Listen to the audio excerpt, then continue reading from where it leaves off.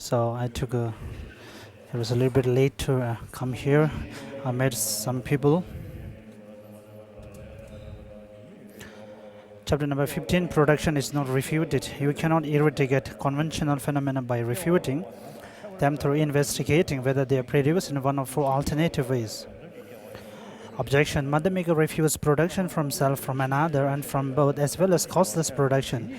Does this refute production? If you claim that it does, then since these four alternative types of production do not exist even conventionally in this Madhyamika system, there is no need to add any qualifying phrase to the refutation of production.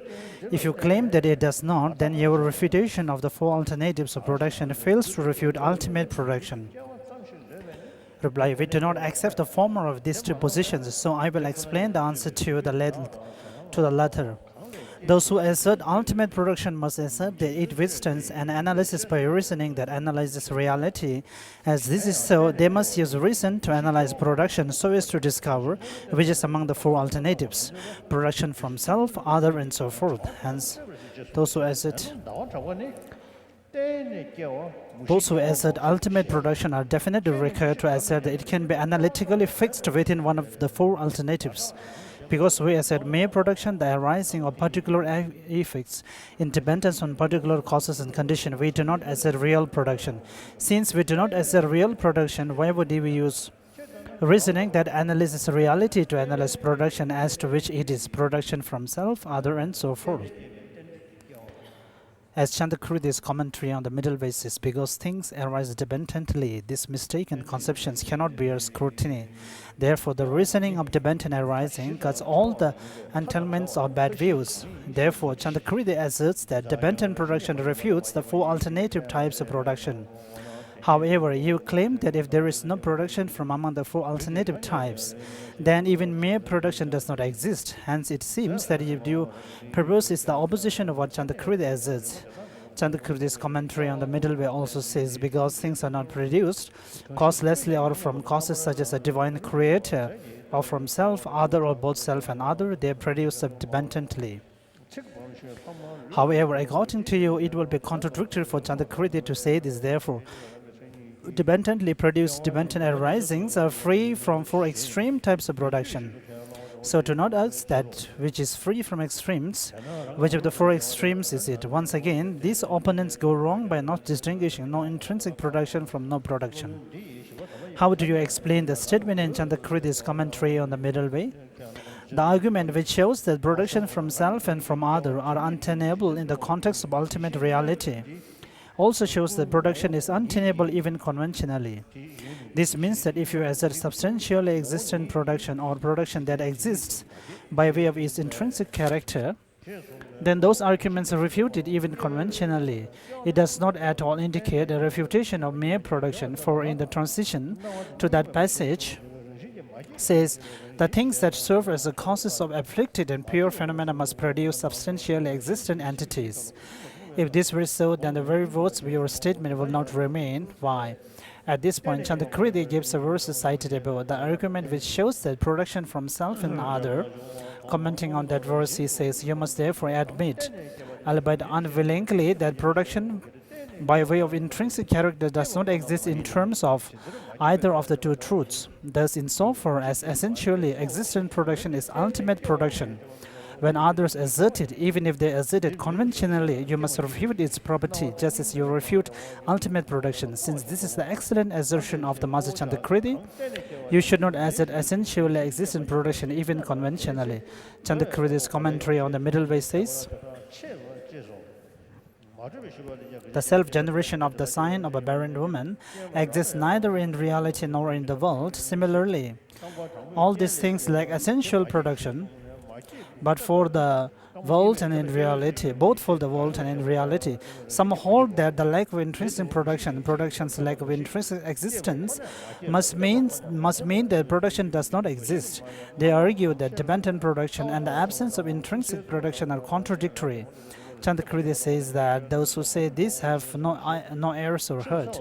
In saying that they have no errors, he means that they did not hear the qualification intrinsic. When we refer to the lack of intrinsic production, they hold that we have said lack of production. In saying that they have no heart, he means that even if they hear it, they have no comprehension of the meaning of the word intrinsic. Nagarjuna's 60 stanzas of reasoning says, the supreme knower of reality said that dependent origination is no production. Commenting on that passage, Chandakridi's commentary on the 60 stanzas of reasoning says, when you see dependent arising, you do not perceive things as intrinsically existent. This is because the dependently produced is not intrinsically produced like a reflection. Is it not the case that dependently produced is only produced? How can you say that it is not produced? If you say that something is not produced, then how you should not say that it is dependently produced. Therefore, because these are mutually exclusive, your position is incorrect. Poor thing, with neither ears nor heart, you still argue. This put us in a difficult situation. We contend that dependently produced things are like reflections, not produced intrinsically, and this is the case. How can your objection stand a chance? Thus, you should cherish these distinctions. Also, the question of Naga King Anadavadabda says whatever is produced from conditions is not produced, it is not intrinsically produced. Whatever depends upon conditions, I consider empty. One who knows emptiness is diligent. After the Buddha stated it in the first line, whatever is produced from condition is not produced, he indicates with the second line the manner of non-production. It is not intrinsically produced, thus adding a qualifying phrase to the object of negation. The Buddha says that things are not produced intrinsically. Some hear these words and do not understand them. They say only the produced is not produced, only the dependent does not depend. They evidently think that aggressively advocating this mass of contradictions constitute an advanced view. This is also stated very clearly in the descent into Langa Sutra, as quoted by Chandakriti in his clear words. Mahamati, thinking that they are not produced intrinsically, I said that all phenomena are not produced. This actually answers the question whether the qualification ultimately should be added to the refutation of production and so forth. However, I will answer this question more specifically below.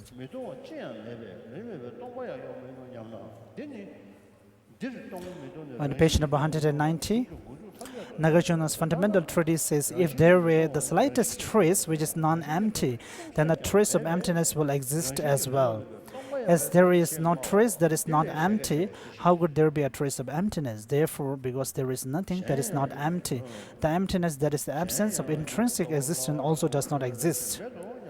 Here in the fundamental treatise, empty and non-empty refer to being empty and not empty of intrinsic nature, and they are used in this way throughout the entire text, from beginning to the end. Thus, not empty of intrinsic nature means having intrinsic nature. What could be more ridiculous than your position that since there is no intrinsic nature, the emptiness, that is the absence of intrinsic nature, also does not exist? Furthermore, the definite knowledge which apprehends that something such as a seedling lacks essential or intrinsic nature apprehends that there is no intrinsic nature in the seedling. It does not think that this absence of intrinsic nature exists, nor does it think that this absence of intrinsic nature does not exist. Close your eyes, turn inward and know this. It is very easy to understand. It would not be appropriate to apprehend the absence of intrinsic nature as existing in that way. Suppose that that mean that it is proper to use reason to refute the existence of emptiness in order to overcome the conception that the absence of intrinsic nature exists. You will still have to hold that you are refuting the object of some other mind, which apprehends the absence of intrinsic nature as something that exists. It will be quite wrong to refute the object of wisdom that realizes that a seedling does not intrinsically exist. When we refute the essential or intrinsic nature of a seedling, we have definite knowledge that the seedling does not intrinsically exist. Then when if some other awareness apprehends the absence of intrinsic nature as existing, reason does not refute the object of that other mind. However, if that mind holds that emptiness exists essentially, then reason does refute that. 2 paragraphs below, Aryadeva's 400 stanza says, as there is nothing that is not empty, from what can emptiness arise? If there is nothing to oppose, how can there be a remedy? If you disagree, then you refute the existence of the emptiness, which is the absence of intrinsic nature. Then the absence of intrinsic nature would not exist. In that case, since essential or intrinsic nature would exist, it will be totally inappropriate to refute intrinsic nature. For in this way, Nagarjuna's refutation objection says, how could the absence of intrinsic nature in my words refute my claim that things lack intrinsic nature?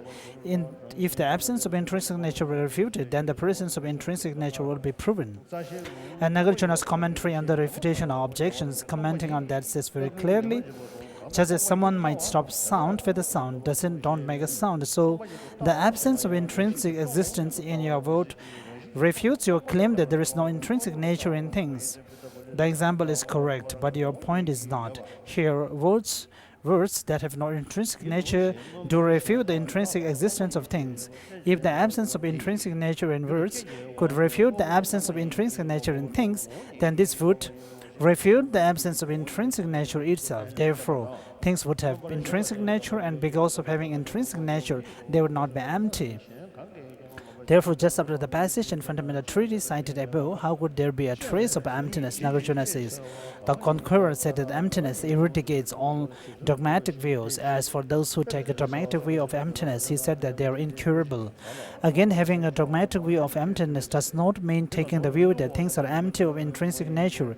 It means thinking of emptiness of intrinsic nature, as truly existent, or viewing it as a real thing. For Buddha Palida's commentary on the fundamental treatise says this very clearly, giving an example.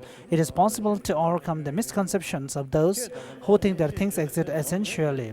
You can explain emptiness and show them that things are empty of essence, saying, as these are dependent arisings, they are designated. As this or that thing through the force of causes and conditions, things do not exist essentially. However, there is no way to overcome the misconceptions of those who think that emptiness is a real thing. For example, if you tell someone, I have nothing, and that person then says, give me that nothing, how could you make that person understand that you have nothing? If it is not taken in this way, the example would also be inappropriate. Suppose you say to me, give me some money, and I reply, I have no money. If you conclude that person has no money, then there is no problem. However, if you think of no money as a kind of money, then there is no way that I can assure you that I have no money. In just the same way, I suppose you ask, do things have intrinsic nature or not? And I say, they do not have intrinsic nature. If you then think things do not have intrinsic nature, how could that be a problem? I wanted you to get this idea. However, if you think that things, the lack of intrinsic nature is itself intrinsically existent, then this is a problem. According to your interpretation, when you hear me say that I have no money and then develop the idea, this person has no money, then even that idea must be refuted. So it will be wonderful for you to rely on what I have said. Also, in the clear words, Chandrakriti speaks of clinging to emptiness as a real thing. Hence, he is not refuting emptiness itself, and there is no fault in simply having the view of emptiness. The verse summary of the perfection of wisdom in 8,000 lines says, a bodhisattva who thinks the aggregates are empty is meditating on science and lacks faith in the realm of non-production.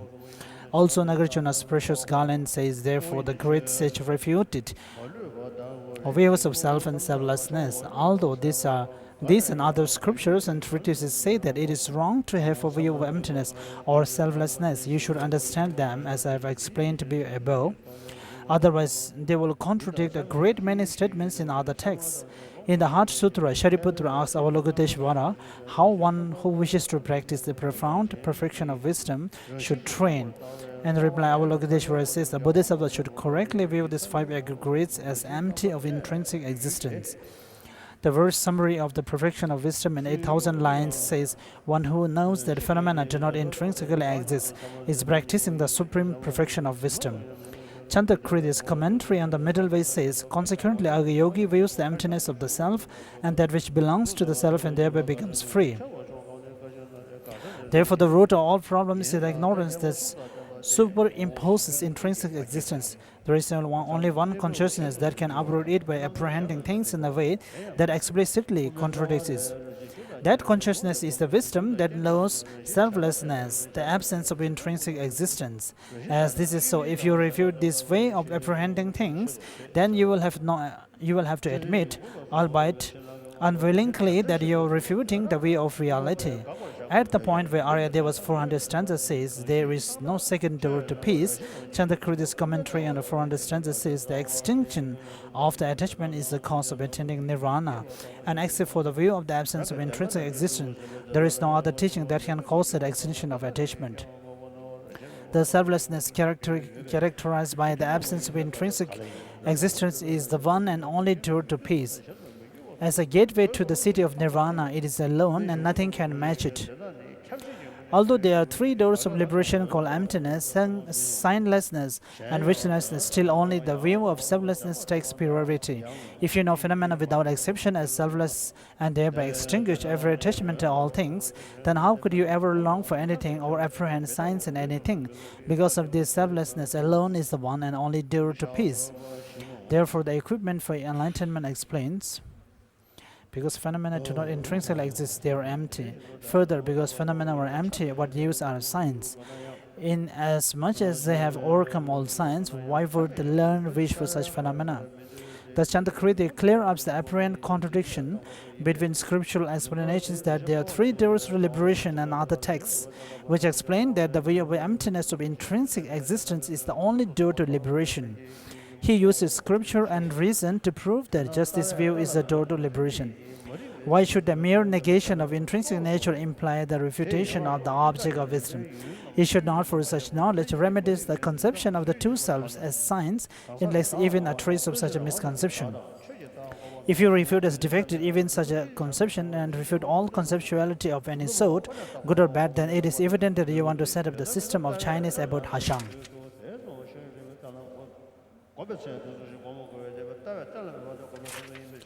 We are on page number 197, chapter number 16, non-negating enough. Page number 196, sorry, the last paragraph. Thus, when making the philosophical determinations, make your principal task to determine that an object as conceived by innate ignorance does not exist. Ancillary to that, refute objects of accurate misconceptions. If you do not understand this and fail to eradicate the perspectives of innate ignorance, then when you refute your personal self, you will only refute a self that is permanent, unitary, and independent. When you refute an objective self, you will only refute things that are imputed by the advocates of philosophical tenets, such as objects that are partless particles, partless moments of experience, or a natural substrate. With three gunas asserted by the Samkhyas, this is completely inappropriate. If you think otherwise, then when you make philosophical determinations, you will establish nothing more than this shallow selflessness, as philosophical determinations are made for the purposes of meditation. When you meditate, you will have to meditate only on this. Therefore, even if you actualize such a selflessness in meditation and consummate your cultivation of it, nothing would come of it. It will be extremely absurd to claim that you can overcome innate afflictions by seeing as non-existent the two selves imputed by accurate misconceptions.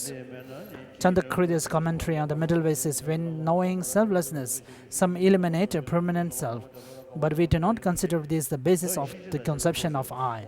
It is therefore astonishing to claim that knowing this selflessness experiences and uproots the view of self. As Chandrakriti's explanation of the middle way commentary says, to elucidate this very point, the irrelevance of such to innate afflictions by way of an example. Someone sees a snake living in the wall of his house. To ace its concern, someone else said, there is no elephant here. Alas, to others it is ridiculous to suppose that this will dispel the fear of snake. Chandrakriti refers to the selflessness of the person, but it is the same for the selflessness of the objects, he could have added. When knowing selflessness, some elimination can acquire conception of self, but we do not consider this the basis of ignorance. It is therefore astonishing to claim that knowing this selflessness expands and averts ignorance. In the statement by Nagarjuna set forth above, he says that defining characteristics of a nature and not being fabricated and not depending upon something else. Was he speaking hypothetically, or does such a nature exist? The Buddha posits a nature saying, this is a reality of phenomena. It is not fabricated and does not depend on something else. Chandrakriti's explanation of the middle way commentary establishes that it exists, citing a sutra source.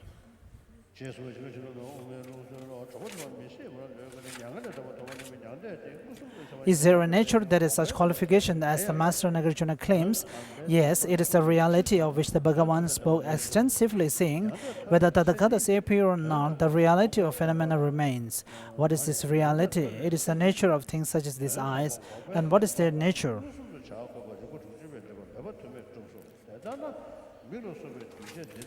We are on page number 199, second paragraph.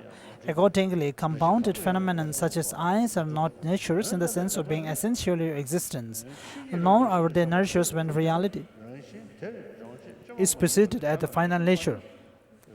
So they are neither sort of nature. Ultimate truths are natures when reality is posited as the final nature. But what establishes them as such nature is that they are non-fabricated and do not depend upon something else.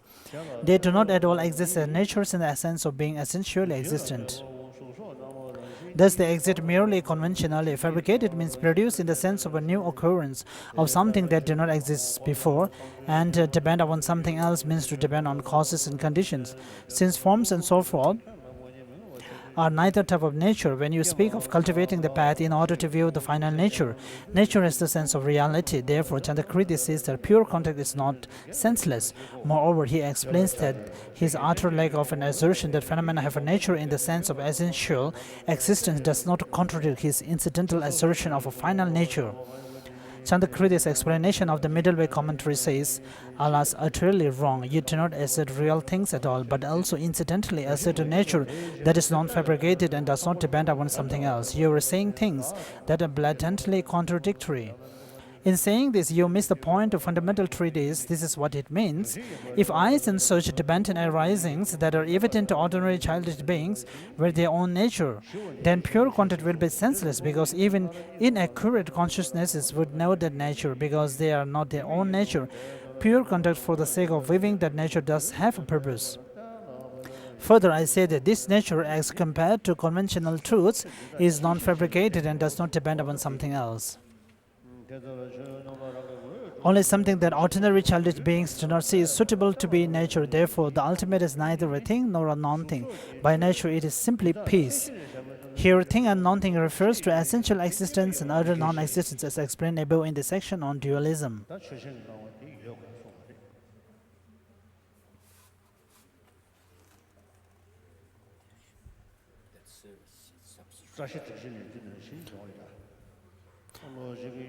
Such as form, in page number 200, in the second paragraph, such as form, there serves is substrata. This is also explained by Lama Tsongkhapa in the commentary to Fundamentals of Wisdom. Thus, it is not contradictory for both substrata and attribute to be objects of a single mind. Since you have not stopped dualistic appearance, that emptiness is a nominal rather than actual ultimate truth. By accustoming yourself to that view, which knows the absence of intrinsic nature, you will know it by perceiving it. For such a consciousness, all mistaken appearances stop. Mistaken appearances here means the appearance of intrinsic existence, where this is no intrinsic existence. Therefore, since the consciousness is directly perceiving that reality does not perceive substrata, such as forms, neither that reality nor its substrata exists from perspective of that mind.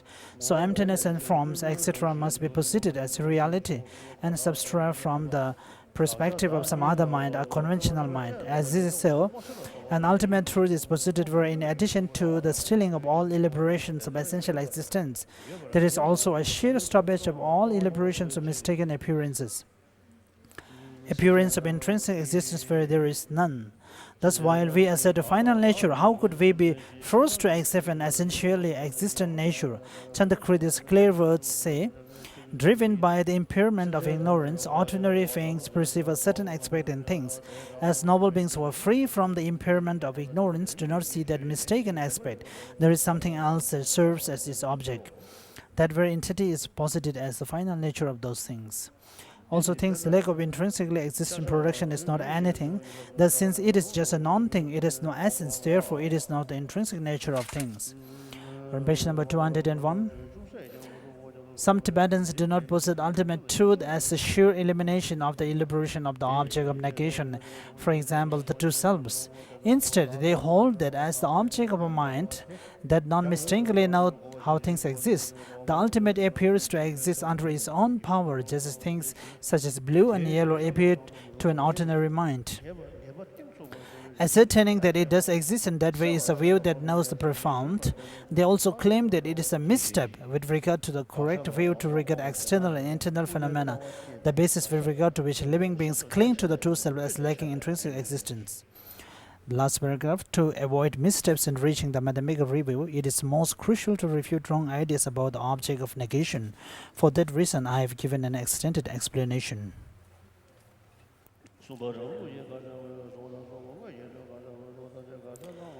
Chapter number 17, the actual object to be negated, page number 202. How our systems identifies the object of negation. This is three parts. The actual identification of the object to be negated in general with regard to the objects of negation. There are objects negated by path and objects negated by reason. As to the first of these, material separation of the middle from the extreme says, there are teachings on afflicted obscuration and on cognitive obscuration. We hold that all obscurations are among these, and when they are gone, you are free. Thus, there are afflicted obscurations and the cognitive obscurations.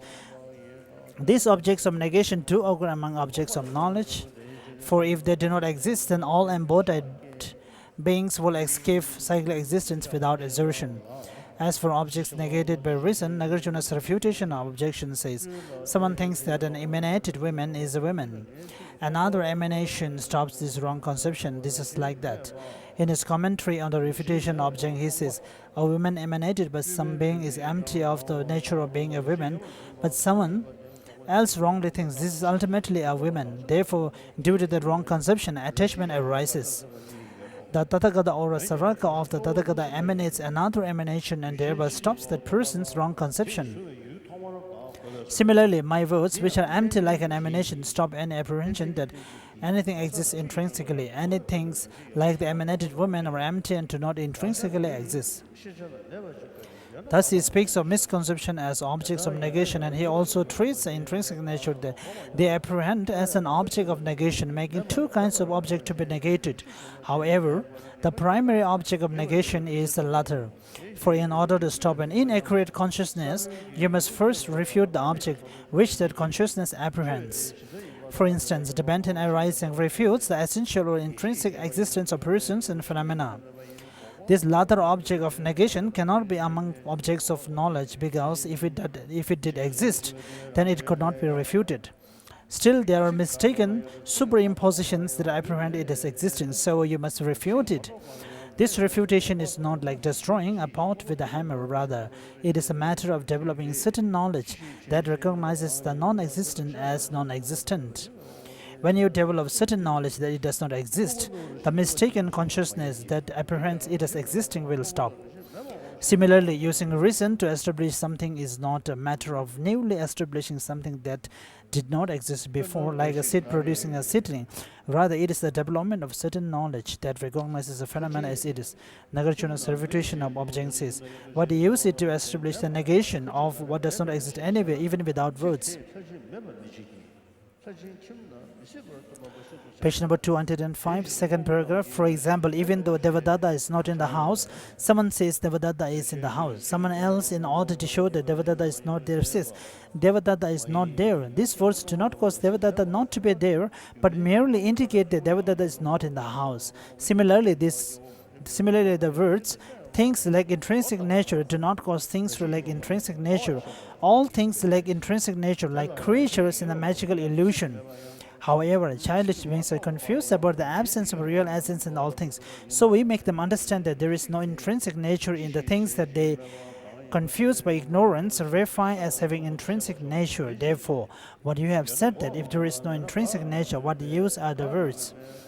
There is no intrinsic existence in as much as things will be established as without intrinsic nature, even without any words, without saying anything is not reasonable. You should understand this in accordance with this very clear statement. Some hold that to conduct the extensive rational analysis required for refutations, and proves this to maintain among mere conventional words, for all phenomena are devoid of refutation and proof, in that if something exists, it cannot be refuted, and if it does not exist, it need not be refuted. This is a nonsensical collection of contradictions, showing neither general awareness of how reason establishes and negates things, nor general awareness of how the path establishes and negates things. For you claim that refutation and proof should not be done, when you yourself are refuting your opponent's use of analysis that involves refutation and proof, citing as your reason. If something exists, it cannot be refuted, and if it does not exist, it need not be refuted. Furthermore, your stated reasons does not exist, it need not be refuted. Furthermore, your stated reason is not an appropriate refutation of an opponent who holds that it is necessary to conduct refutation and proof, because according to you, if something exists, it cannot be refuted, and if it does not exist, it need not be refuted. We carry out refutations with excellent reasoning so as to stop inaccurate and mistaken conceptions. Proof by reasoning is a technique for developing accurate and certain knowledge. Therefore, those who wish to stop the various inaccurate awarenesses and to develop the various accurate awarenesses should pursue the collections of arguments by authors such as Nagarjuna, and should develop minds that have accurate and certain knowledge of refutation and proof. If, as you say, refutation by means of reasoning is done in order to develop accurate and certain knowledge by eradicating inaccurate cognitive processes, then this reason will cancel out an object as it is apprehended by a certain kind of mind. What is that mind? In general, there are a limitless number of conceptual consciousnesses that apprehend the object of negation. However, you should carefully identify the incorrect conceptual consciousnesses that is the root of all faults and defects, and you should eradicate its referent object.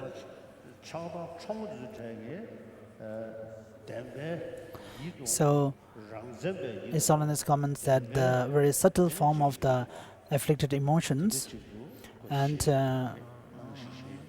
so for those afflicted emotions, the object that they perceive or appears to them,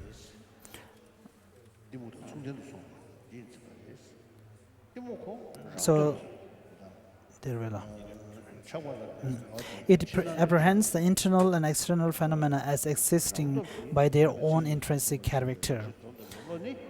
So, in this way, the subtle form of afflicted emotions, when they perceive some physical phenomena or their own focal objects, so they act as being subtle by themselves.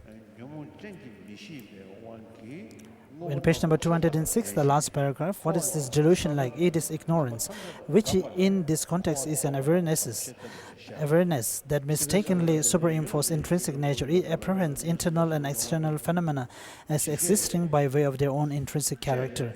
Chandakriti's commentary on 400 stanzas says, it is said that one becomes attached to the things by the power of an afflicted misunderstanding, a consciousness that superimposes an essence of things, and that one stops cyclic existence by totally stopping that which serves as the seed for the process of cyclic existence. In order to eradicate this, 400 says, the seed of worldly existence is a consciousness. Objects are its sphere of activity.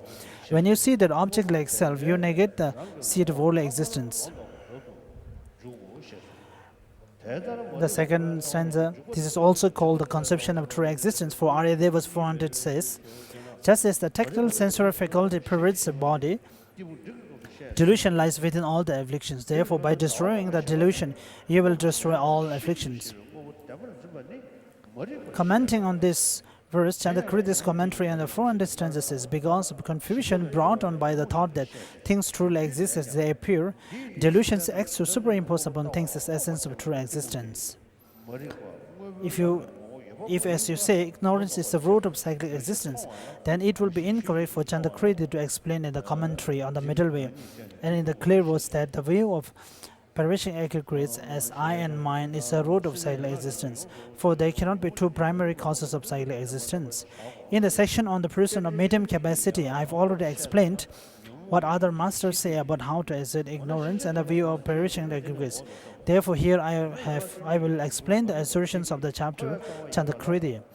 Other mathemakers consider the conception of things as truly existent to be a cognitive obscuration. He asserts that such a conception is ignorance, and what is more, he asserts that it is afflicted ignorance. Page number 208.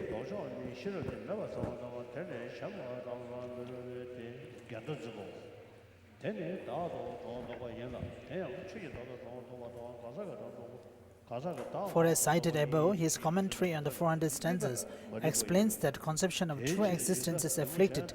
Also, his explanation of the middle way commentary says, because this causes living beings to be confused in their view of the actual state of things, it is delusion. Ignorance mistakenly superimposes upon things as essence that they do not have. It is constituted so as to block perception of their nature. It is a concealer. Also, thus conventional truths are posited through the force of afflicting ignorance, which is included within the factors of cyclic existence. Thus, because he explains that it is the first of the 12 factors of dependent arising, it is an affliction and not a cognitive obscuration. What are the cognitive obscurations? This will be explained below. We are on page number 209. 70 stanzas on emptiness says, the teacher said that ignorance is the conception that in reality things are produced from causes and conditions. From this the 12 factors arise. Through seeing reality, you know that things are empty. Ignorance does not arise. This is the cessation of ignorance. Because of this the 12 factors cease. Also, the 26th chapter of his fundamental treatise says, when ignorance is stopped, compositional activity will not arise at all. That which stops ignorance is knowing and meditating on reality. By stopping this and that earlier factor of dependent arising, this and that later factor will not arise. In this way, you thoroughly stopped the whole mass of suffering. This and the other passages cited are in agreement and fit together very well with the line in Nagarjuna's precious Ganden, as long as you conceive of the aggregates, which says that the root of cyclic existence is the misconception, is the conception of the aggregates as intrinsically existent.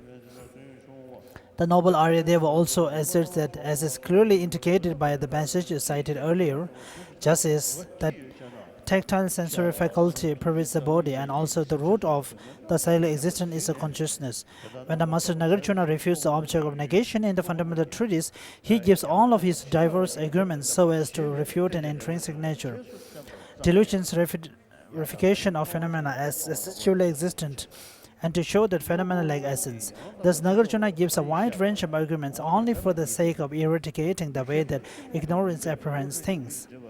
Buddha Balida's commentary on the fundamental treatise says, what is the purpose of teaching dependent arising? The Master Nagarjuna, whose very nature is compassion, so that living beings are beset by various sufferings and assume the task of teaching the reality of things, just as it is so that they might be free. He therefore began teaching dependent arising, for it is said, since what is not real, you are bound. Seeing the real, you are free.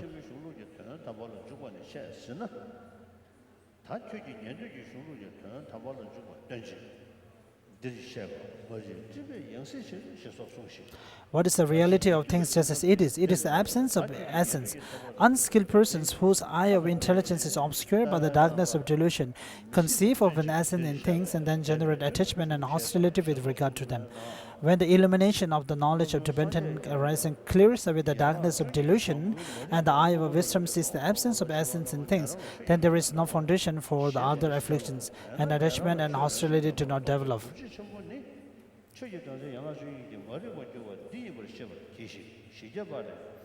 Last paragraph, page number 210.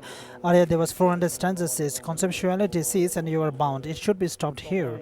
Even the conceptuality mentioned in that statement does not refer to all conceptual consciousnesses whatsoever, but refer to conceptual consciousnesses that superimpose essential existence on phenomena.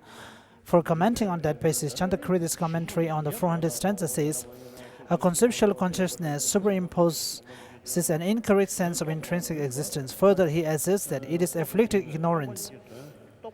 Hence, while there are those who claim that reason refutes the object of every conceptual consciousness that thinks this is such and such, they have done no detailed investigation of this matter. So if somebody is sleeping, I will awake you.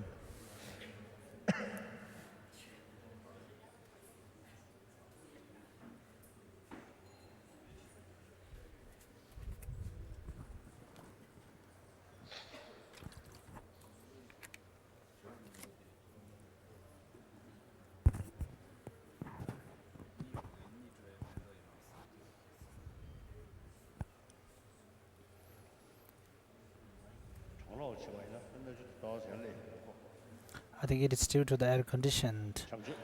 There seems to be, my nose seems to be running. Tea offering.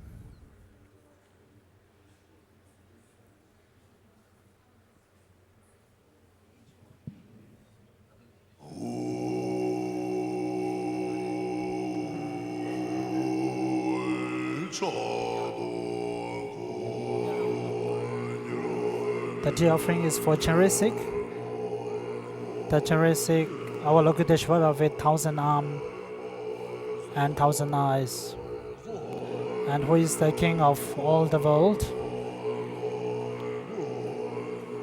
and the one who teaches and shows the path to anyone according to one's necessities. I offer my tea to you.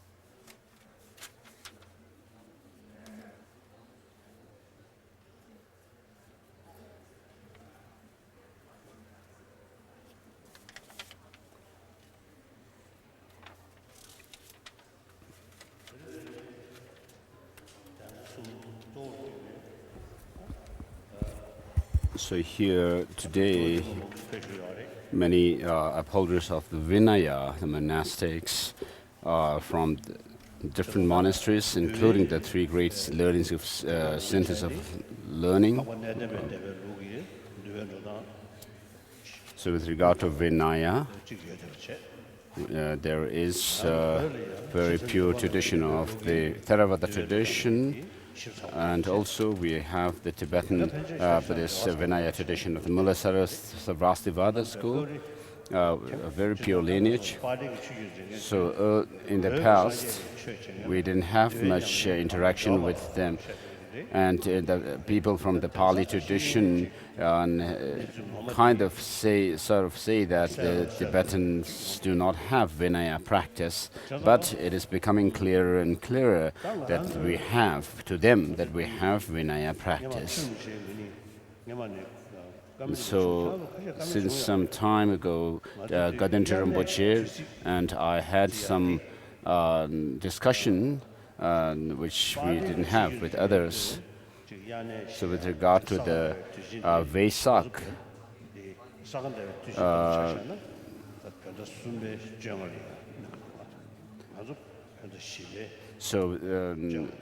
for example, there is a difference of 1 month between the Theravada tradition and our tradition in celebrating the Buddha's the full moon day, the Vesak full moon day, which happens according to the Tibetan calendar. What the Theravadins actually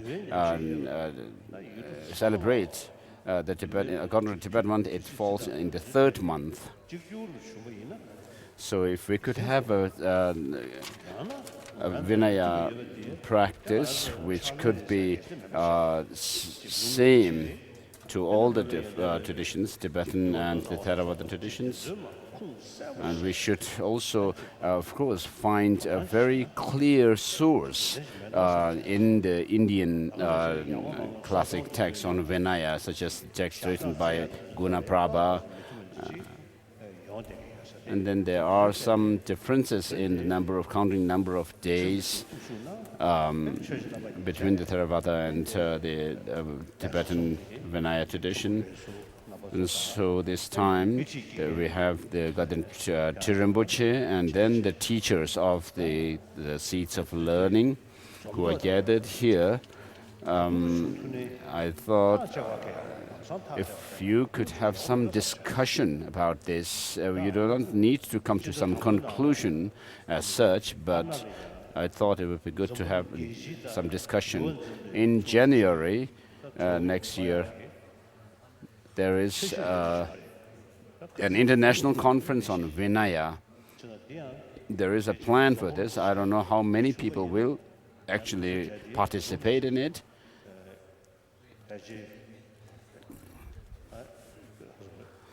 So we may have discussions on the Vinaya there.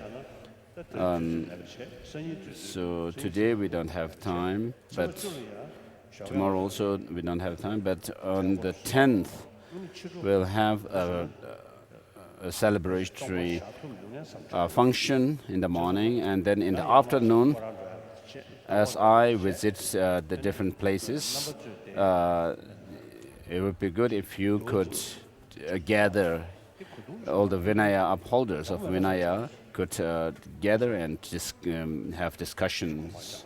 So please keep this in mind.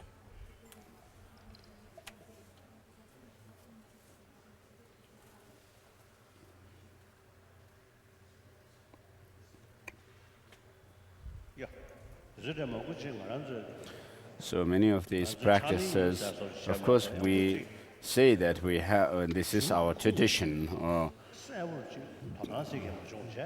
our practice, but we don't try to find the sources in classic texts. And when people ask us, we are not able to explain well, but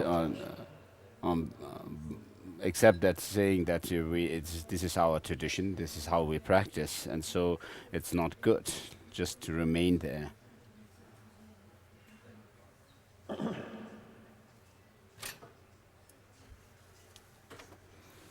We're on page 211.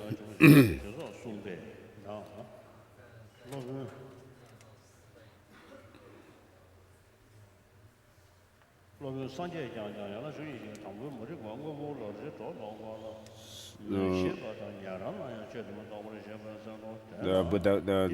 210, oh, this is finished. And for Arya Deva's 400 stanzas says, seeing what is not emptiness. No, the 400 Arya Deva stanza says, conceptually this cease, and you are bound. It should be stopped here.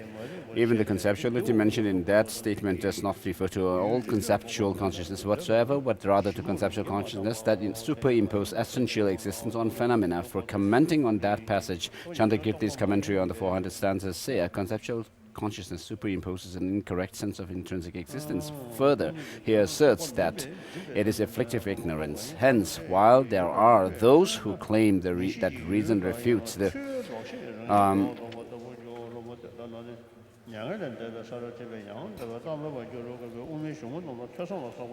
every conceptual consciousness that thinks this is such and such, they have done no detailed investigation of this. If it were otherwise, then since for ordinary beings the meaning of reality is hidden, they would have no way of apprehending the meaning of emptiness without.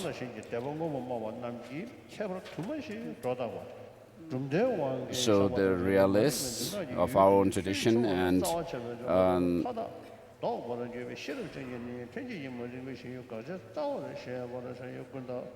that's page 211. after the one verse from 400 stanzas. It is based on this intrinsic nature, the referent object of the way that ignorance apprehends things as explained above. Essential is Buddhist and non-Buddhist verify many different things. When you negate the referent of ignorance as a cognitive process, you completely stop all of these tenet-driven verifications, as though you cut a tree at its roots. Therefore, those who have the faculty of wisdom should understand that the referent object of innate ignorance is the basic object of negation, and should not devote themselves merely to refuting imaginary constructs that are imputed only by the advocates of philosophical tenets. Refuting the object of negation in this way is not an idle pursuit. You see that living beings are bound in cyclic existence by a wrong conceptual consciousness that has the object of negation as its object, and you then refute its object. What binds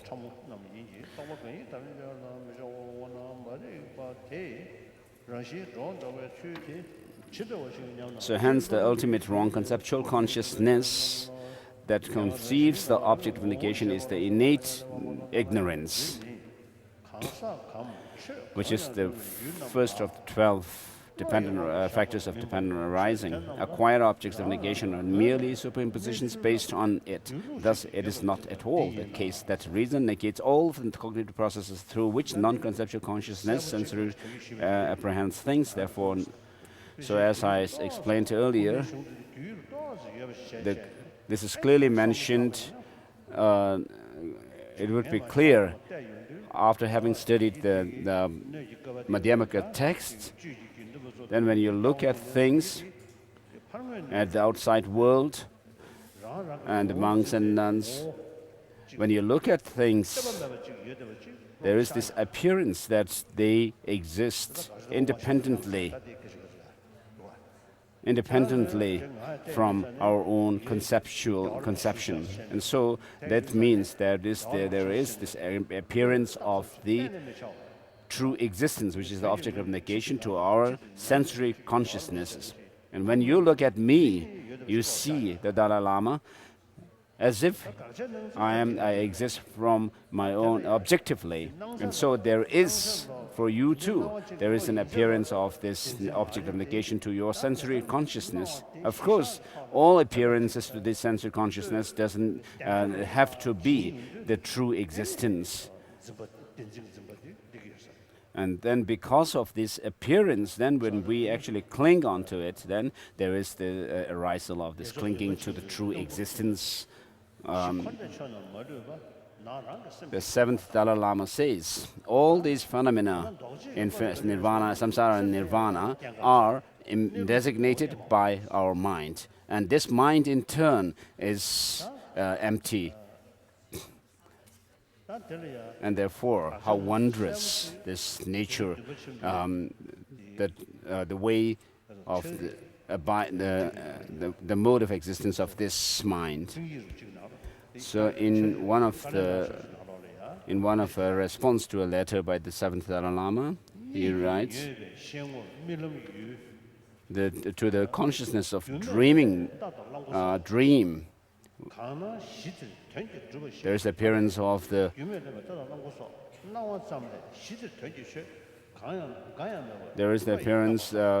of the horse and elephant and so forth, and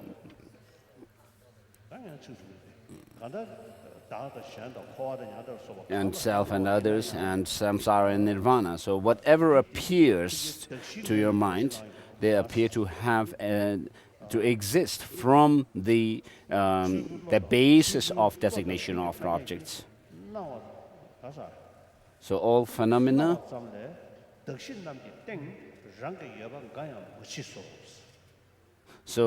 things appear things exist through our naming consciousness and our conceptions and our language. Except that there's no way we can actually posit things existence of things. So although this is the way things are regarding how things exist, yet because of being sullied by, covered by thick, dense ignorance of ignorance, sleep of ignorance. To the ordinary being, this is how things appear, is that they have some objective existence. But you can confirm that things do not have such a way of existence. So for all of us, our experiences of pain and pleasure appear to have some objective existence. If it were the case that they have such an existence, then when we search for them, they should become clearer and clearer, but they do not. And therefore, the fact that things exist, these experiences exist, is confirmed by our experience. So we can decide that these experiences exist, but when we seek, when we search for or seek them within the aggregates, the basis of designation, we don't find them. What appears to our mind is that things, what do not appear to our mind is that the things are not designated.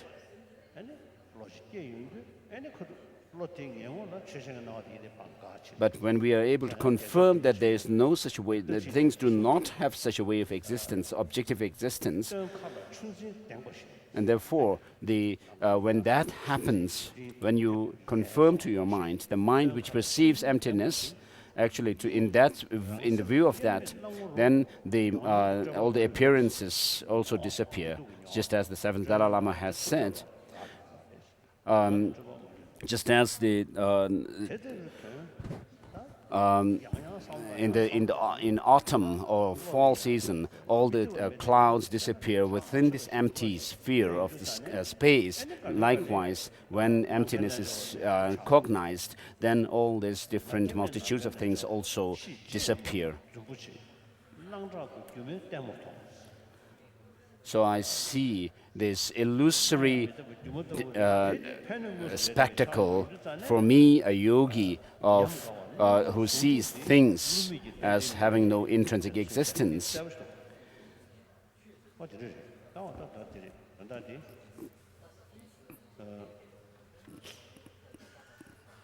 So these undeceptive conventionalities of things appear to me a spectacle, to me, the yogi, he says.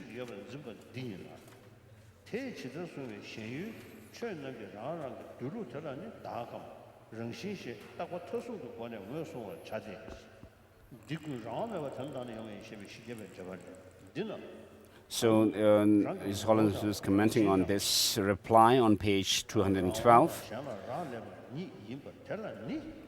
So however, here in this case, the reification by ignorance there is, with regard to the object, be they persons or phenomena, a conception that those phenomena have ontological status, a way of existing in and of themselves without being posited through the force of an awareness. The referent object that is thus apprehended by that ignorant conception, the independent ontological status of those phenomena is identified as a hypothetical self or intrinsic nature. And then the quotations. Thus he says that those are synonyms. Without depending on other does not mean not depending on causes and conditions. Instead, other refers to subject, that is a conventional consciousness, and something is said not to depend on another due to not being posited through the force of that conventional consciousness. Therefore, autonomously refers to the nature of an object that has its own unique ontological status or manner of being. It is just this that is called essence or intrinsic nature. Take, for example, the case of an imaginary snake that is mistakenly ascribed to a rope. If we leave aside how it is ascribed from the perspective that apprehends her, so the conventional mere appearance of which is in convention,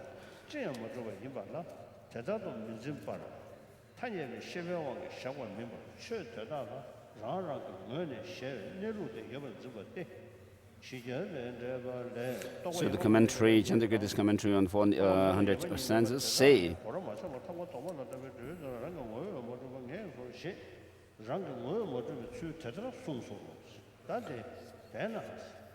thus, Chandrakirti states how phenomena do not exist, essentially exist. Therefore, what exists objectively in terms of its own essence, without being posited through the power of a subjective mind, is called a self. So if there were to be a thing which is not designated or labeled by our mind and name and concepts, then this would be the case. The absence of this quality is in the person is called the selflessness of persons. If its absence in phenomena such as eyes, ears, and so forth is called the selflessness of objects, hence one may implicitly understand that the conceptions of that intrinsic nature as present in persons and objects are the conceptions of two selves. It is as Chandrakirti's commentary on 400 stanzas say.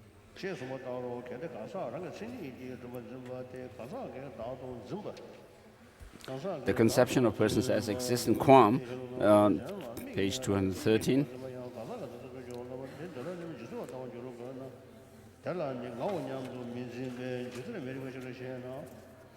The conception of persons as existing by way of their intrinsic character cannot be a conception of a personal self, for if it were, then even observing persons other than oneself and conceiving of them as existing by way of their own intrinsic character would be a conception of a personal self.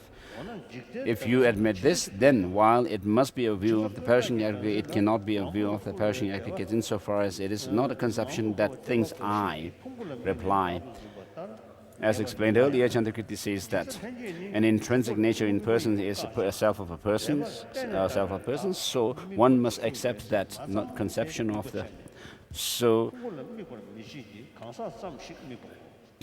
the mere I becomes the object.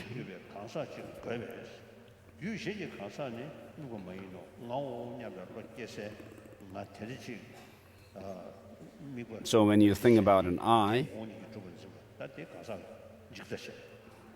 and there is this conception of this I having some kind of an intrinsic existence or essential existence, that is the grasping at the perishable aggregates. The view of perishable aggregates. There's a person other than another person of another continuum of mental and physical aggregates is not the object of observation. With regard to how that object of observation is apprehended, Chandrakirti's explanation of the Madhyamaka Avatara says, concerning that, a view of the perishing aggregates operates within the thoughts of I and mine. Thus, it is not simply a conception of intrinsic existence, that is, existence by way of intrinsic character, it must be a conception thinking I. The explanation of the middle way commentary also says just the view of the perishing aggregates is to be eliminated, and it is eliminated upon understanding selflessness of the self.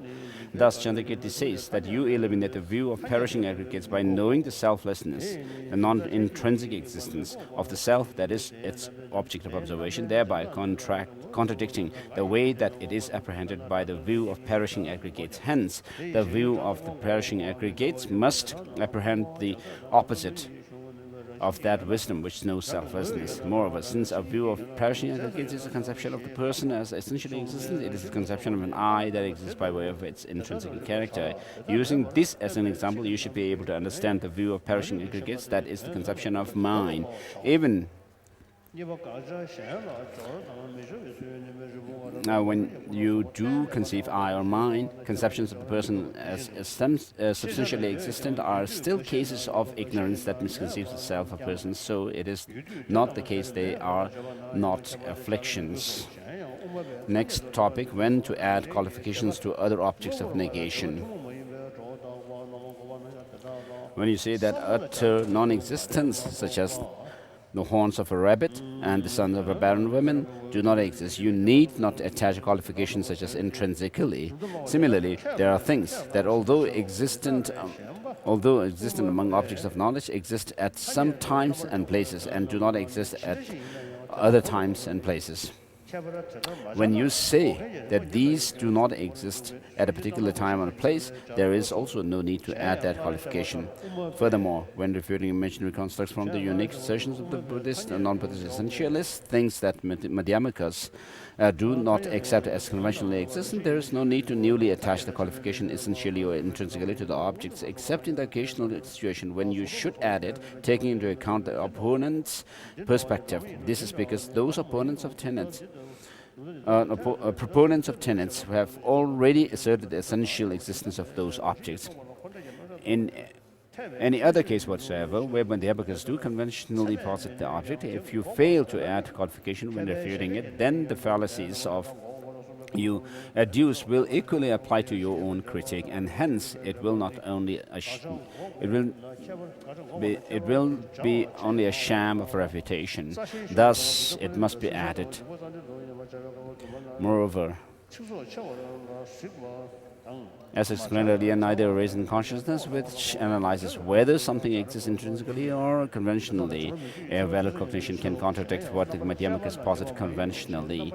For if either did, it would be utterly untenable to make the decision that we do not conventionally assert things such as a divine creator, and yet we do assert forms, sounds, and such. Hence, there would be no way to make presentations of the mundane or supramundane such as this is the path, that is the path, not the path, or this tenet is correct, that tenet is not correct, that is not correct. Consequently, the distinguishing feature that all the presentations of cycling existence and nirvana are tenable within the emptiness of intrinsic existence would be impossible. To a skillful philosopher, it is ridiculous to claim that something is refuted even though such valid cognitions do not contradict it. Therefore, when stating that you refute those phenomena such as forms, you should be sure to add qualifying phrase. Chandrakirti's commentary on 400 stanzas and commentary on 60 stanzas of reasoning very often add a qualifying phrase when refuting the object to be negated. Such phrases frequently appear in Nagarjuna's fundamental treatise, in Buddhapala's commentary on the fundamental treatise, and in Chandrakirti's clear words and commentary on the middle way, along with his explanation of the middle way commentary. Thus, those authors regard the repetition of qualifying phrases as excessive verbiage, and they thought that the significance of their having added them at certain points would make it easily understood, even when they did not. You should add it even where they did not, because there is not the slightest difference between the places where they did add it and the places where they did not. Furthermore, they frequently add the qualification of analysis, saying when analyzed it does not exist. As explained above, this means that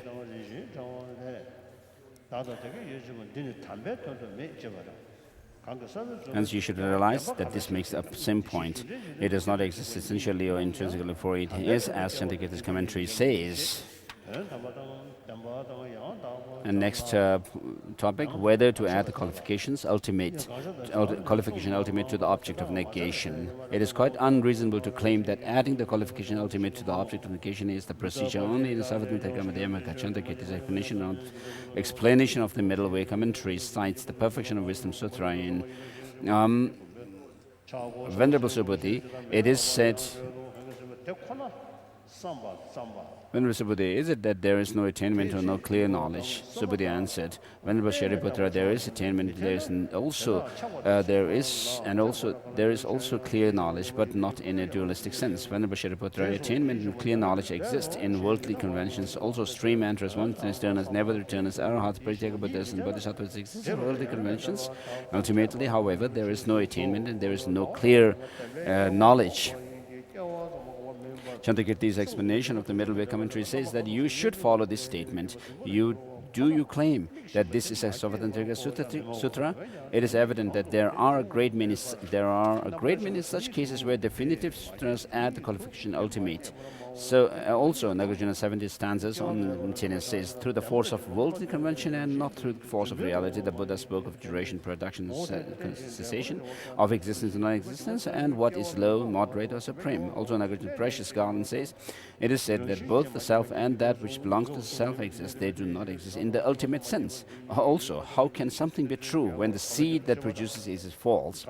And also, similarly, production and disintegration appear in this illusory world, but ultimately there is no production and no disintegration. Thus, such texts often make statements in which they attach ultimately, truly, or in reality to the negation. Even when they do not add those, they very frequently add a qualification that something does not exist essentially, does not exist intrinsically, or does not exist by way of its intrinsic character.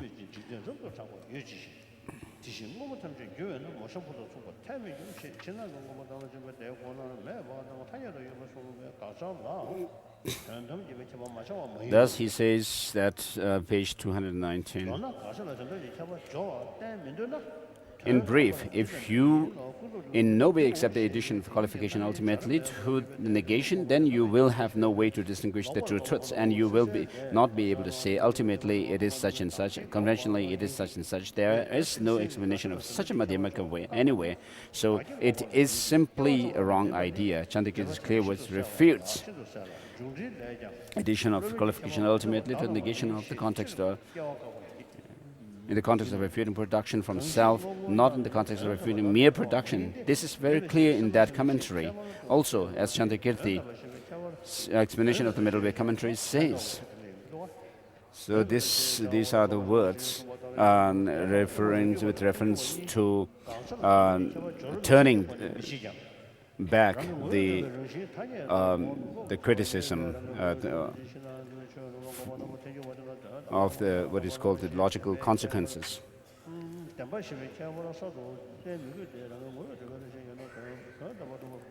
Consequently, we do not distinguish Savatantrika Madhyamaka and Prasangika Madhyamaka by way of whether they add the qualification ultimately to the negation. Instead, they differ in whether they refute essential or intrinsic existence conventionally. Hence, when refuting the essential or intrinsic existence of internal and external phenomena, Prasangikas say that it is unnecessary to add on new qualifications such as ultimately, in reality.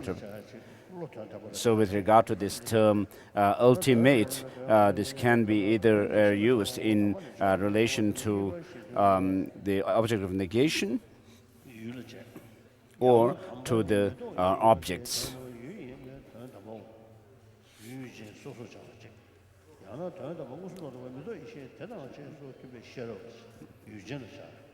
So it can also be applied to the subjective mind.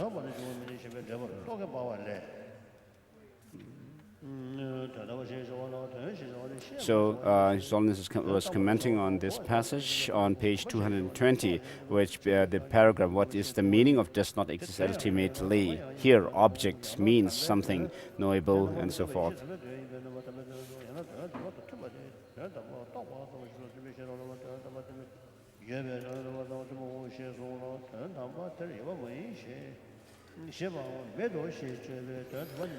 Commenting on this, his blaze of reasoning says, regarding the term ultimate, it is an object because it is something to be known. It is synonymous with something to be examined and something to be understood. Highest is a term that means supreme.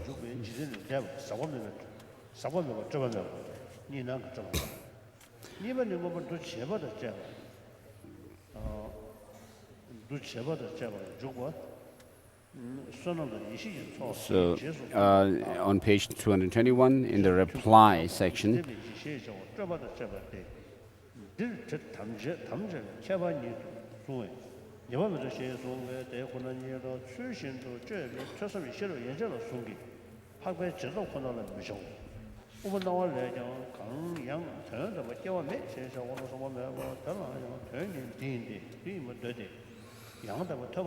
so to the calm, in what way is it that things do not exist intrinsically? Chandarakshita says, in reality, the term reality refers to the status of things just as they are, something that is known by an inference based on facts. This is the same as saying that things are empty when you analyze them just as they are. This explains the phrase in reality, ultimate, and so forth.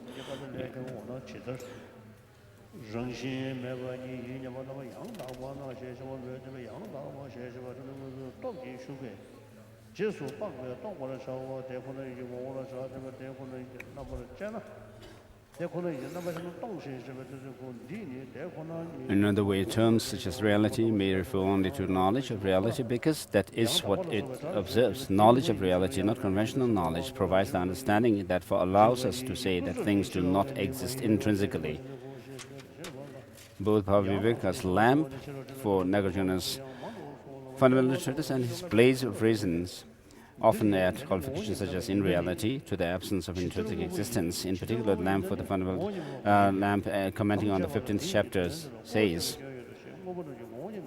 objection. If things have no essence, how can they be things?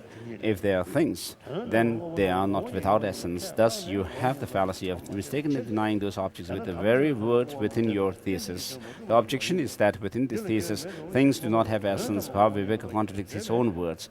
In that same text, he replies, we did not claim that things ultimately have essence and then advance the thesis of essencelessness. Therefore, we do not, on that account, mistakenly deny the object of our thesis. Thus, since this is not a case where the meaning of his reason is not established, we have no fault. He holds that he does not mistakenly deny things due to his assertion that things lack essence ultimately. So it is clear that he asserts that it would be mistaken a denial to say that they lack essence, that is, do not essentially exist conventionally. That same text also says, ultimately, internal things lack essence because they are produced, and also because this distinctive statement of their being produced indicates that they are contingent upon the dependent. For example, they are like human beings, etc., that their conjurer has emanated.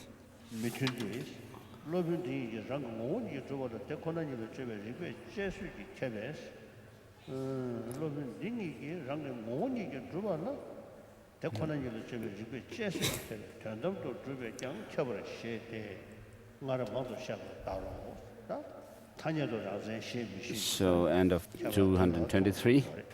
So this shows the difference between whether the philosophers assert even conventionally self-characterized phenomena or not.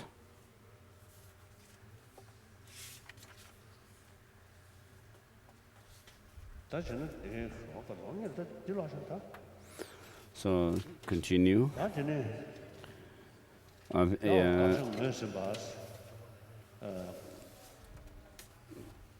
So having identified the object of negation, whether to carry out that refutation with the Savatrantrika procedure or with Prasangika procedure. Should you refute an object of negation with the Savatrantrika procedure or Prasangika procedure? This is two parts, the meaning of Savatrantrika and Prasangika, which system to follow so as to develop the right philosophical view in your mind stream. Regarding the first, it is not clear that the commentary of Master Buddhapalita sets up a Prasangika system, distinguishing Prasangika from Savatrantrika. Nonetheless, consider his commentary on the opening lines of the fundamental treatise. There is no sense in which anything has ever been produced, either from itself, from something else, from both, or without a cause. Here, he negates the four types of production by pointing out the faults of other systems. The Master Bhavavika refutes him, claiming that the Buddhapalita's arguments have no power to establish his own position or to repudiate the positions of others. Now, the Master Chandrakirti extensively comments on why Buddhapalita's own system does not suffer from such faults, and in doing, he states that Madhyamaka should employ reductio ad absurdum arguments and not autonomous substantive arguments. So the valid cognition from the Savatrantrikas using the autonomous reasoning is because of asserting that the sensory perceptions, the conceptions are not wrong, not faulty in respect to their perceiving or having the appearance of self-defined characteristic or self-defined objects. Doesn't suffer that fall into the Madhyamaka, not autonomous arguments, as their method for instilling the Madhyamaka view in others.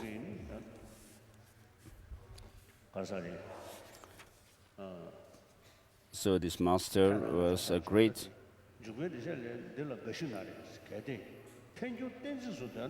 So regarding Jaya Ananda, he was a great scholar. So the question, if you consider the first misinterpretation, so this is called the reasoning for others, which are renounced to others. So if you consider reduction of certain arguments to be a syllogistic reasoning, then does valid cognition establish it? If so, then it would be established for both parties. So how can you say that this is what the other party asserts? If not, then since would be inappropriate for the other party to assert what is not established, how can you say that it is what the other party asserts? Reply, some might answer whatever valid cognition establishes is established for both sides, but that is precisely what we do not know.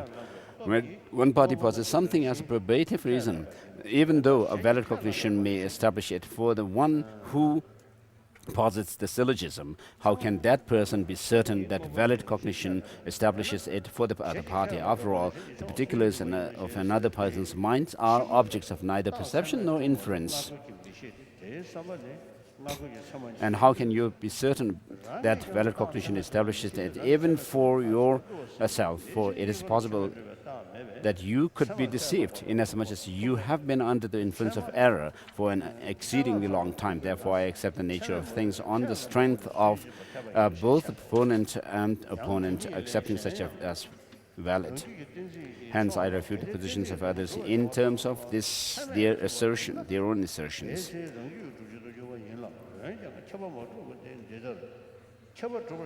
The proponent of any syllogism does not know whether the opponents have established the reason for themselves by means of a valid cognition. This is because neither of the two types of valid cognition, the sensory valid cognition based on reason, gave the proponents access to that opponent's thinking.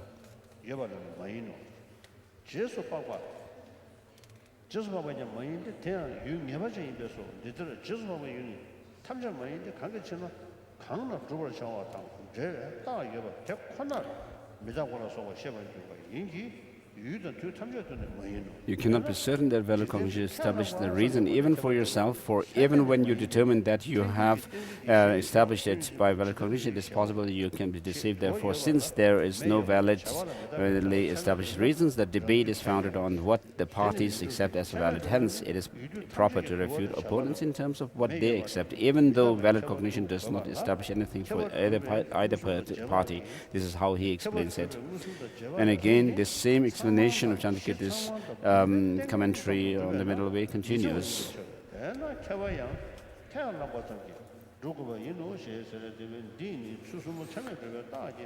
So, after the quotations, if valid cognition establishes pervasions such as the presence of fire wherever there is smoke, or the impermanence of all that is produced, then autonomous arguments would be acceptable, but they do not. If valid cognition establishes pervasions, then pervasion concerning the existence of fire wherever there is smoke and impermanence wherever there is production would have to be established in all places and times. However, since perception and inference establish those pervasions only in relation to specific domains, such as kitchen and pots, the scope of those pervasions is establish even the pervasions. This is what Jayananda says. Evidently, he believes that if a proof uses a reason for which valid cognition has established the three criteria, then it is an autonomous argument. If a proof is made just on the basis of the parties accepting the fulfillment of the three criteria, then it is a reductio argument. Next topic, the second misinterpretation.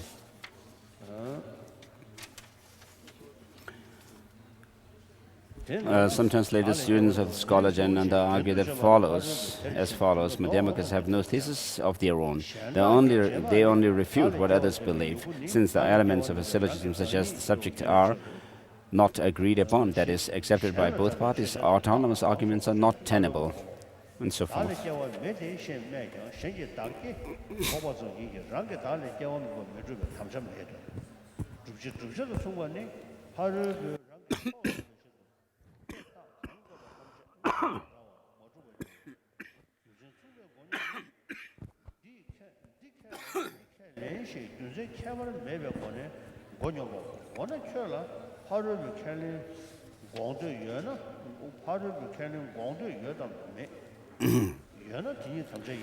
Page 229. Well then, objection, well then, do you or do you not believe that such refutations of what the opponents accept? If you do, then that in itself constitutes your thesis, and there would be an autonomous reason providing that position. If you do not, it is pointless for you to give arguments that refute what the other party accepts. Reply by the followers of Jananda: when you analyze the ultimate, if you accept a predicate such as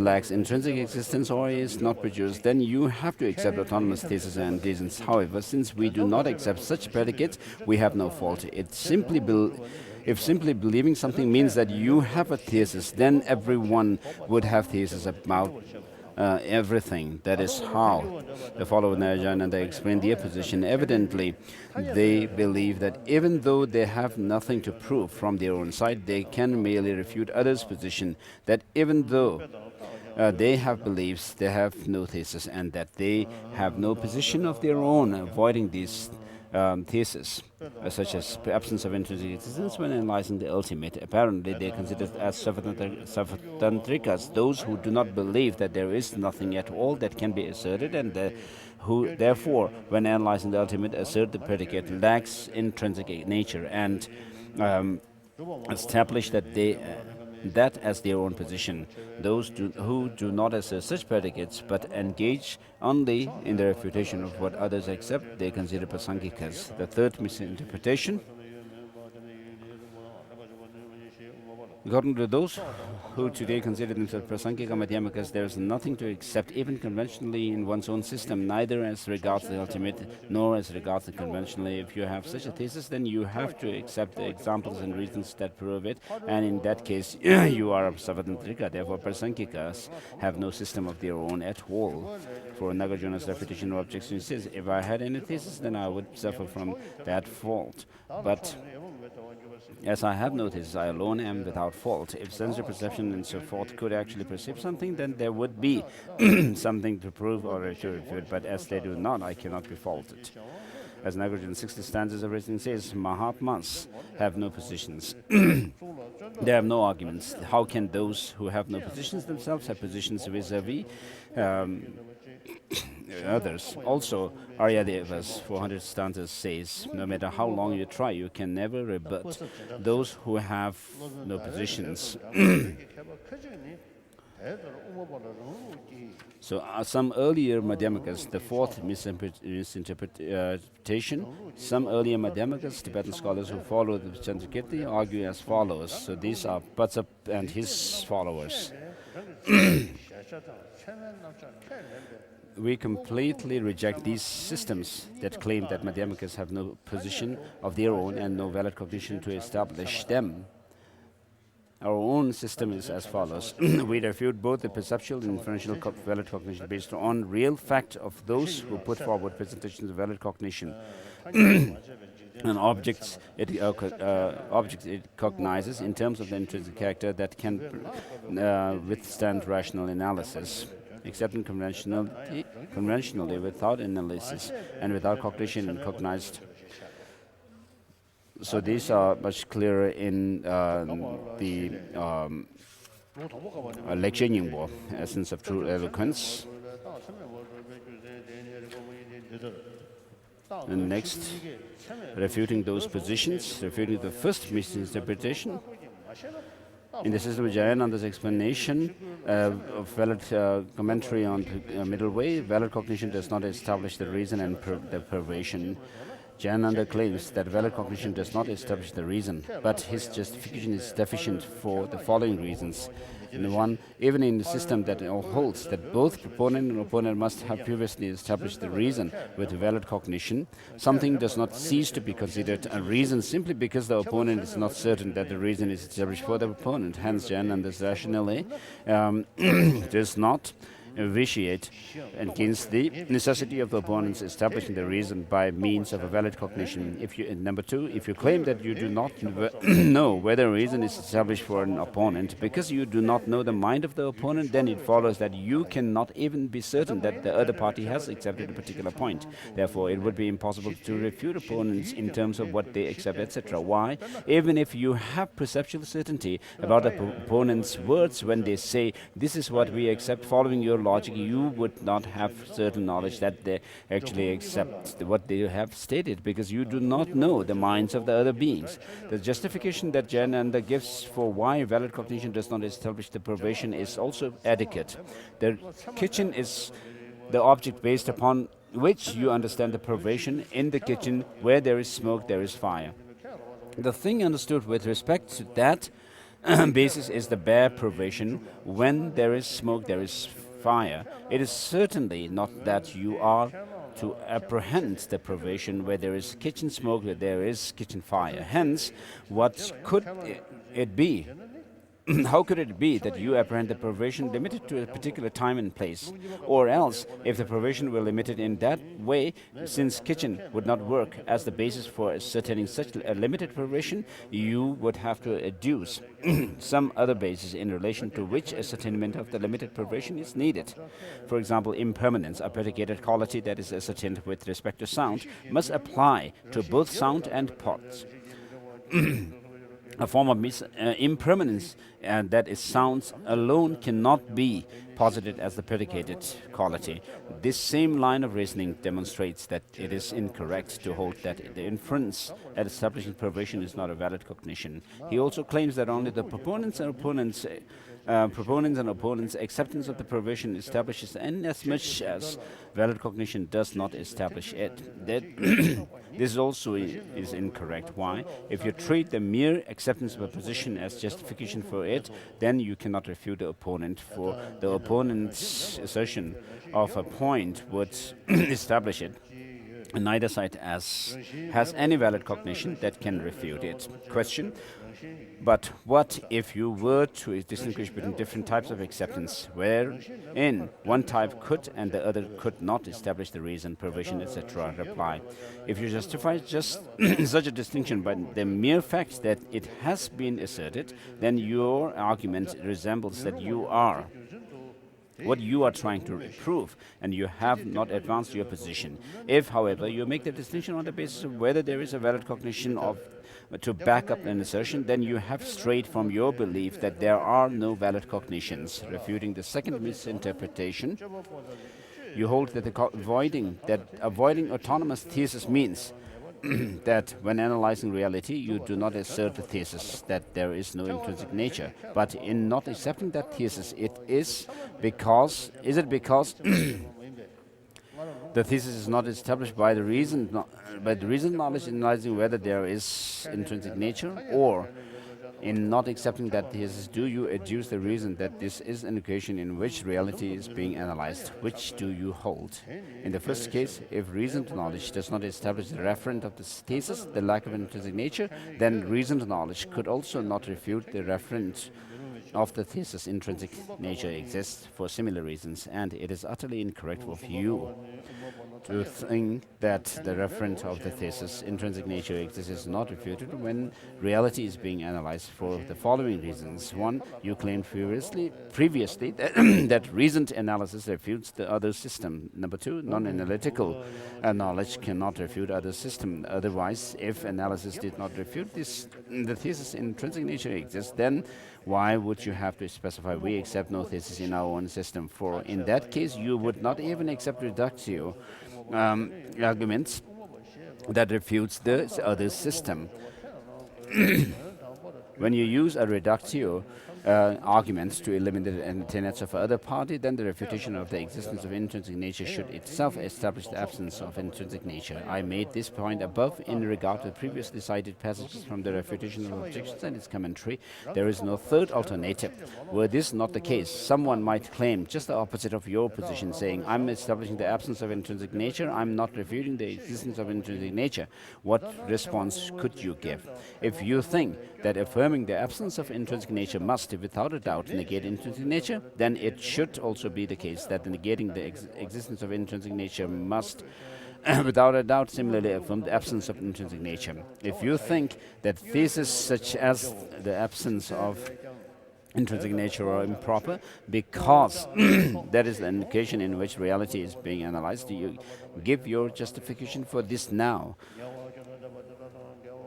You may suppose that one cannot accept such beliefs because something that exists when reality is being analyzed must ultimately exist, but this conclusion is incorrect. If you reject the very occasion during which reality is being analyzed, then you will have to accept the impossibility of a time period during which a Madhyamaka analyzes things with reason. But if you admit to such an occasion, then you definitely must also accept the existence of an analyzer. The analyzer, the analyzing reason, the basis of the analysis, the opponent with whom you are analyzing, etc. Hence, why is it necessary for everything that exists at that time to exist ultimately? So His Holiness wishes to stop here. Refutation of the third interpretation, misinterpretation.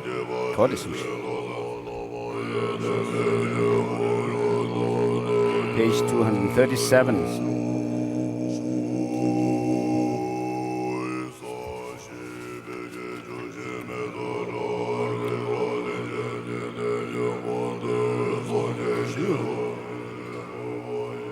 Drepung namda shingla jebar shu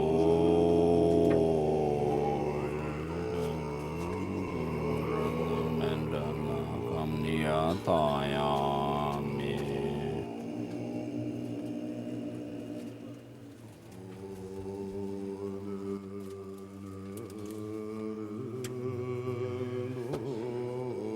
Lamrim prayer at the end of this third volume, on page 368, verse beginning by accumulating through long efforts the two collections as vast as the sky may become the chief, the conquerors, guides of all beings whose minds are blinded by ignorance. Also, in all lives, until I reach that point, may Manjughosha look after me with loving kindness. After I find the supreme path, complete in the stages of teaching, by accomplishing it, may I please the conquerors. By skillful in means, inspired by strong loving kindness, may the vital points of the path that I precisely know clear away the mental darkness of beings. May I then uphold the conqueror's teachings for a long time in regions where the supreme precious teaching has not spread, or where it has spread but then declined. May I illumine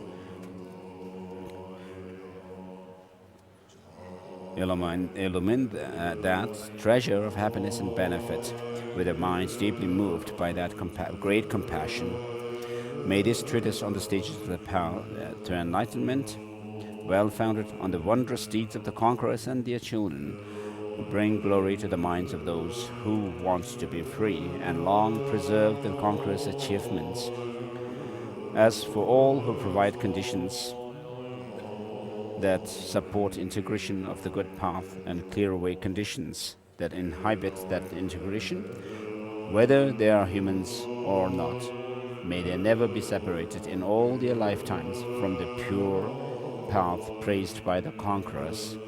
When I strive to properly achieve the supreme vehicle through the 10 deeds of the teaching, may I be accompanied always by those who have power, and may an ocean of good fortune pervade all directions.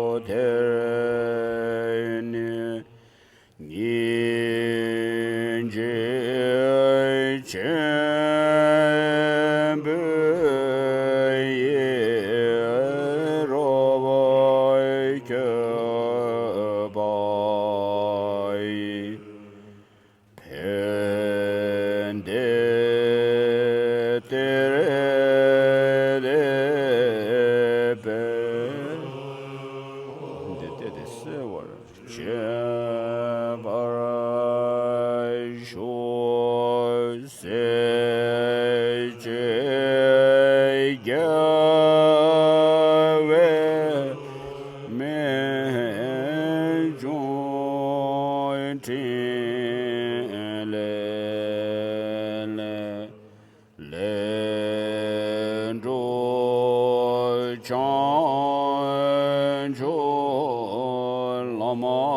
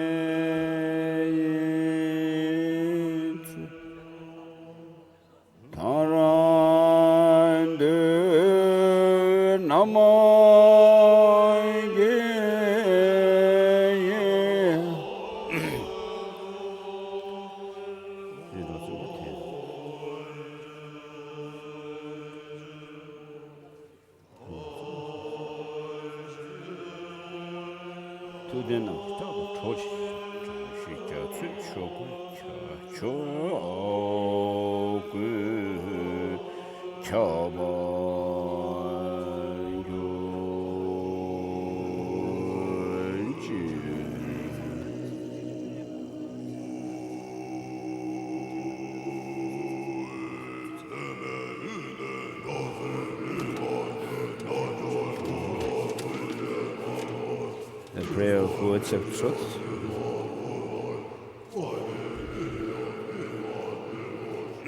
Magnificent master of an ocean of limitless good qualities, those Tathagatas of the three times, your children and disciples, looking upon destitute migrators like your own the child, please pay attention to my true words of sorrow. Expand the doctrine of the completely perfect, capable one, which removes the suffering of self-existence, solitude, peace for abundant, extensive welfare and happiness in Jambudveba. Increase the 10 kinds of Dharma contacts of all those learned and accomplished holders of the doctrine, by pacifying all the unbearable dangers of sickness, weapons, and famine caused those migrators totally compelled by intolerable strong karmas, stricken by the torture of sufferings without respite, to cover their breath in an ocean of happiness and joy, particularly for all the migratory beings in the religious snowland, oppressed with evil actions by the barbarian hordes from the black side. Devoid of love, may your power of compassion arise and quickly stop the flow of blood and tears. May all the unruly groups of people, maddened by the demon of afflicted emotions, by who, by their rough behavior, ruin themselves and others, fully obtain the eye which sees that object of compassion, and obtain magnificent love, kindness, and affection. The wish that since long dwells in our hearts is the glorious, complete freedom for the entire Tibetan country. Bestow soon the fortune to enjoy the celebration of spontaneous religious and secular harmony. All people who completely give up their cherished body, life, possessions, and endure hundreds of hardships for the sake of the doctrine, its holders, their country, and their compatriots, may they be guarded by the compassion of the protector of Dalai. In short, may the good fruit of extensive prayer to fully protect the land of snows made by the powerful protector Chandrasik in the presence of the Buddhas and their children appear soon, here and now, by the dependence of the profound suchness of appearance and emptiness, by the power of the three sublimes, compassion, and the force of the true words. May the power of the truth, infallible action and results, may by the power of the truth of infallible action and results, may our prayer of truth be fulfilled soon and without obstacle. Ruchi di dema sa. Losan gendema. Losan gendema döyen na so kaza. Sons.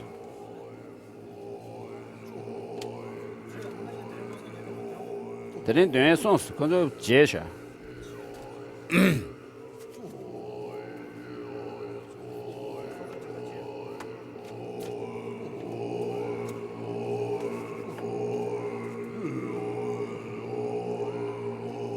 So